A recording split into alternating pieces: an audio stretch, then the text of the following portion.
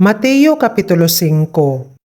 Ug sa ginatan-aw niya ang mga panon sa mga katawhan, mitunga siya sa bukid, ug sa nakalingkod siya, mingduol kaniya ang iyang mga tinun-an, ug sa pagbuka niya sa iyang baba, iyang gitudloan sila nga nagaingon. Bulahan ang mga kabus sa espiritu, kay ila ang gingharian sa mga langit.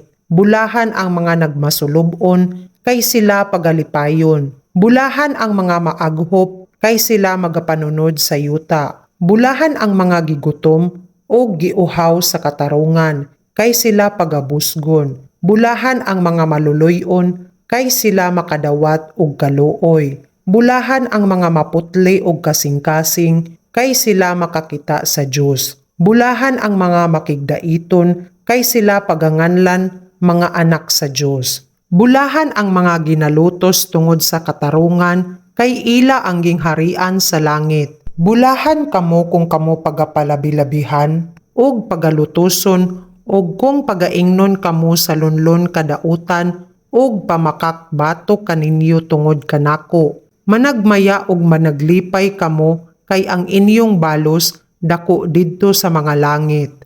Kay sa ingon niini ginalutos nila ang mga manalagna, nga mga nanghiuna kaninyo. Kamo mao ang asin sa yuta. Apan kung ang asin mutabang, unsa pa may iasin, dili na magapulos, kundili igasalibay sa gawas, ug pagatumban sa mga tawo. Kamo mao ang suga sa kalibutan, ang lungsod nga nahamutang sa ibabaw sa usa ka bukid, dili masalipdan. Ang mga tawo magadagkot og lamparahan, dili aron ibutang sa ilalom sa taksanan, kundili sa ibabaw sa tangkawan, ug kini magaiwag sa tanan nga anaa sa balay. Sa ingon ni ana, iiwag ninyo ang inyong suga sa atubangan sa mga tawo, aron hikit-an nila ang inyong mga buhat nga maayo, ug pagahimayaon nila ang inyong amahan nga atua sa langit. Dili kamo maghuna-huna nga ako mianhi sa pagbungkag sa kasuguan. Kun sa mga manalagna, wala ako muanhi sa pagbungkag, kundili aron sa pagtuman. Kay sa pagkamatuod nagaingon ako kaninyo, nga hangtod nga mahanaw ang langit ug yuta, walay pagasayloan sa kasuguan, bisan usa ka kudlit, bisan usa ka tulpok, hangtod nga ang tanan matuman sa hingpit. Tungod niini, bisan kinsa nga magalapas sa usa niining mga sugo nga labing jutay ug magatudlo sa mga tawo sa ingon paganganlan nga labing jutay sa gingharian sa langit. Apan bisan kinsa ang magatuman ug magapanudlo kanila, kini paganganlan nga dako sa gingharian sa langit. Kay nagaingon ako kaninyo nga kung ang inyong pagkamatarong dili mo labaw sa ila sa mga eskriba og mga Fariseyo, dili gayud kamo makasulod sa gingharian sa langit. Hingdunggan ninyo nga ginaingon sa mga karaan, dili ka magpatay, og bisan kinsa nga magapatay, mahiagom sa paghukom.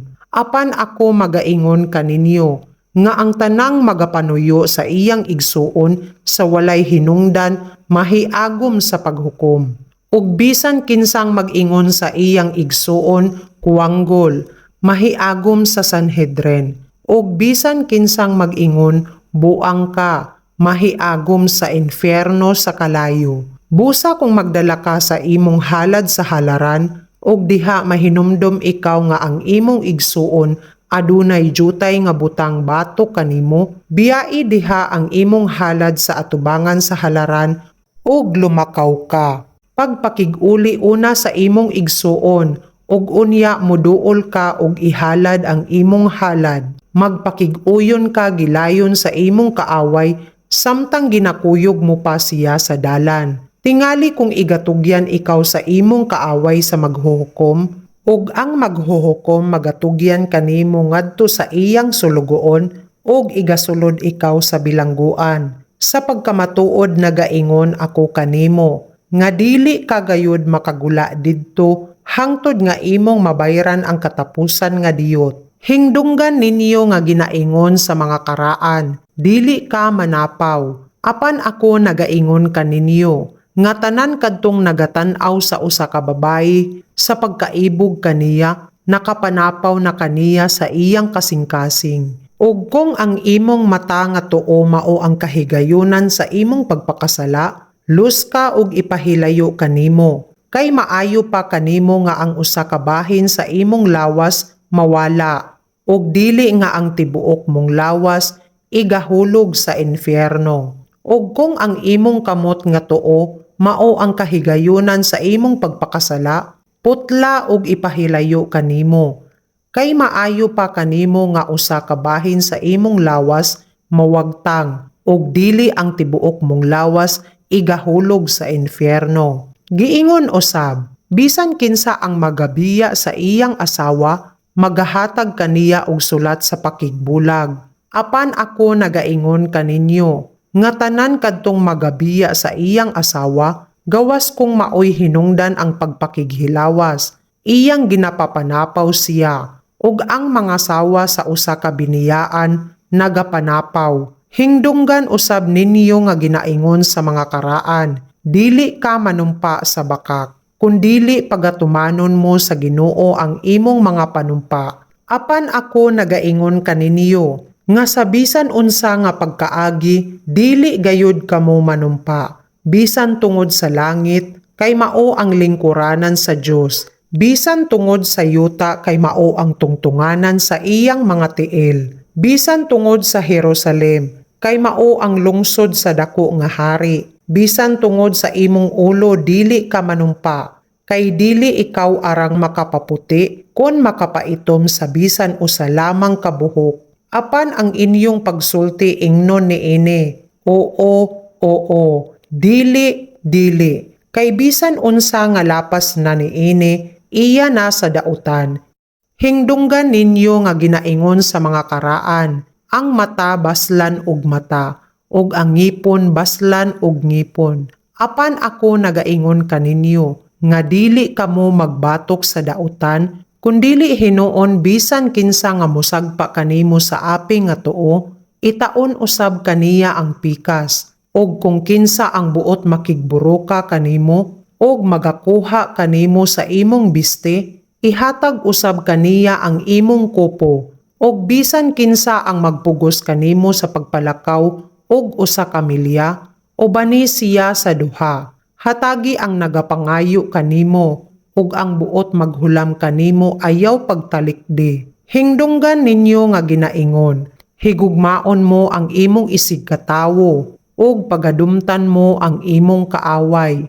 Apan ako nagaingon kaninyo, higugmaon ninyo ang inyong mga kaaway, panalangina ninyo ang nagapanghimaraot kaninyo. Buhata ang maayo sa mga nagadumot kaninyo, ug pagampo kamo alang sa mga nagabuhat kaninyo sa dautan ug nagalutos kaninyo. Aron mga himo kamo nga mga anak sa inyong amahan nga atoa sa langit.